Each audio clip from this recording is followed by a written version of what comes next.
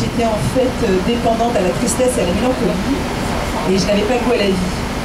Et je me suis traînée comme ça pendant 40 ans, en cherchant désespérément le bonheur, et en fait je me disais simplement, mais je n'en finis pas de vivre.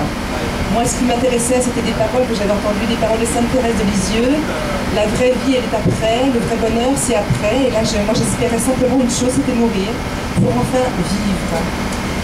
Et le Seigneur m'a laissé un petit peu là-dedans, mais je le bénis parce que j'ai vécu une résurrection il y a 3 ans, après m'être écroulée suite à un problème professionnel.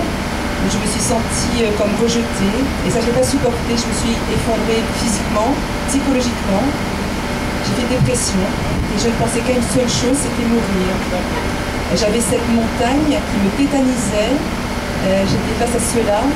Je n'arrivais pas à prendre de recul, à réfléchir, à prendre une décision. J'étais anéantie par ce problème. Et moi, mon grand bug dans la vie, c'était le 1er septembre 2010, date à laquelle j'allais vivre de grands changements professionnels. Et je me disais simplement une seule chose, il va se produire quelque chose parce que ça, je ne peux pas le vivre. Ça va être insupportable, ça va être impossible. Je ne peux pas le vivre. Et le Seigneur a entendu mon cri. Et des amis m'ont fait participer à un week-end spirituel de guérison intérieure. Et le Seigneur m'a guéri le soir même, la première veillée.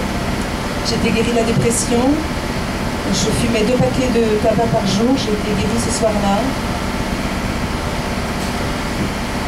J'avais d'autres problèmes. J'occupais mon temps, notamment à regarder la télévision, à regarder des bêtises. Depuis ce jour-là, je n'ai jamais rallumé mon poste de télévision.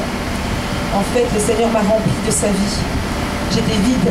Et je remplissais ce vide par des alimentaires, par de la nourriture, par du tabac, par de la télévision. Mais ce sont des choses qui ne nourrissent pas, qui ne remplissent pas. Et le Seigneur m'a complètement visité, revisité, m'a donné la vie. Ce week-end-là, un des prédicateurs m'a crié dessus en me disant « Sors de ta grotte, sors de ta grotte », comme Jésus a crié à Lazare. Et j'ai été baptisée à 23 février, jour de la fête de Saint-Lazare. Saint-Lazare est devenu un très grand ami pour moi. Le Seigneur est la vraie vie, le vrai chemin est la vérité, et c'est lui qui nous remplit. Amen. Amen.